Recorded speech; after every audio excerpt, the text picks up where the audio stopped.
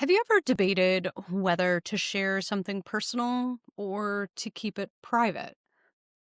Have you ever told a secret to a friend only to find out that they told that secret to someone else? Now, that push and pull between privacy and disclosure is exactly what we're talking about in this week's episode as we explore communication privacy management theory. Welcome.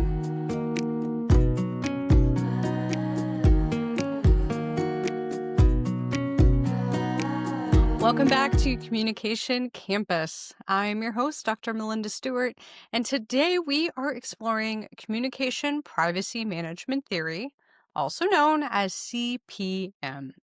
This theory was developed by Sandra Petronio, and this theory explains how people make decisions about sharing or withholding private information, and what happens when those boundaries are challenged.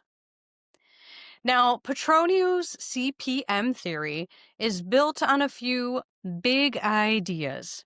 First is that private information is like something that we own. So think of something actually physical that we own. And we get to decide who we share that information with because it's ours. So she believes that we have the right to control who knows this information and who doesn't get to know that information. Another key idea to this is that when we share information, we are essentially opening up our private boundaries. We have no control over what people actually share once we've shared it with them.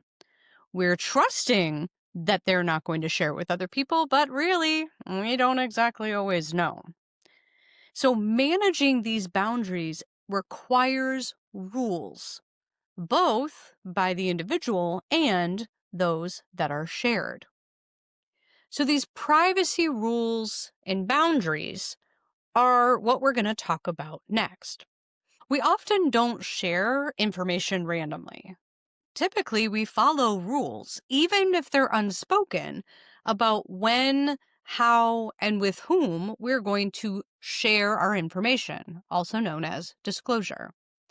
Now, some of these rules come back to our cultural expectations. In other words, some cultures discourage personal disclosure in public. You don't talk about private matters out in the public. There's also rules that relate to gender differences. Research suggests that women typically disclose more in certain contexts than men. Rules might also include what's motivating. Are we seeking information? Are we seeking support? Are we trying to reduce anxiety that we're feeling? And if we're feeling a lot of anxiety, then we might be more willing to share information because that's going to help us lower it. Context also plays a huge role in whether or not we are sharing information. In other words, telling a friend in private something versus telling that same bit of information to that same friend in a crowded hallway where God only knows who's going to hear us.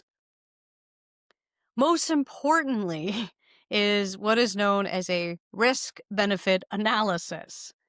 We mentally weigh the costs of this disclosure versus the potential relief or support that we'll get by being vulnerable. And then what's really interesting is that most times we make these decisions subconsciously. We do this mental math without really sitting down and writing down, okay, well, if I say this, these are the consequences that are possible. We just make these decisions based on the previous experiences we've had with that person and previous experiences we've had with other people. So when we talk about boundaries, there's kind of two areas that we're going to consider here. First, we have personal boundaries, what I choose to keep private. And then we have collective boundaries. What do we agree to keep private once I've shared it with you?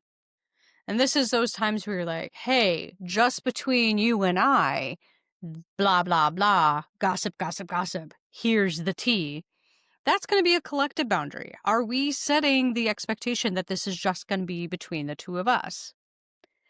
As I said, though, once you've shared private information, the other person becomes the co-owner of that information, which means you no longer have full control over what happens with that information. So it's a risk, depending on how much you trust that individual. Now, we also want to make sure that we're thinking about what Petronio calls the process of boundary coordination. And this is how we are negotiating how information is handled after it has been shared. Sometimes this works smoothly.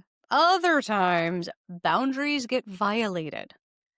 So, boundary coordination is about setting the clear expectations about who can know this information.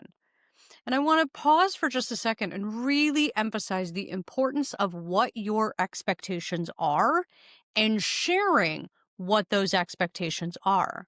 The worst thing that we can possibly do is have expectations in the back of our head of, well, of course you're never going to share this. But if I've never told that person that that is my expectation, really, I can't get mad at them because I never told them, hey, I'm really trusting that you're not going to share this. So we need to make sure that we express our expectations clearly so that we are knowing that that person knows what our goal is. We also want to consider what is known as boundary turbulence. And this is when those expectations are broken. So, for example, if a student confides in a professor about the anxiety that they're feeling and they ask us to keep it private, what happens if that professor tells a counselor on campus without their consent? Even if well intentioned, that's going to create mistrust, distrust, and that turbulence. It's going to make us feel a certain kind of a way, and it's not going to be a great way. So, why does this matter? Well, CPM is incredibly useful because it helps us understand really what disclosure is about. We think about friendships and romantic relationships and how we share and keep secrets. Within families, we think about who gets to know what and when. In workplace settings, we can think about how we're deciding what gets shared with colleagues or supervisors. And thinking about social media, what you share out there, you have very little control over. So navigating digital disclosure really is about understanding the blurred boundaries that social media creates. It also reminds us that once we share information, again, we give up a lot of that control, and that managing co-ownership is all about trust. So, to sum it up, we see private information as something that we own. We manage it with privacy rules and boundaries.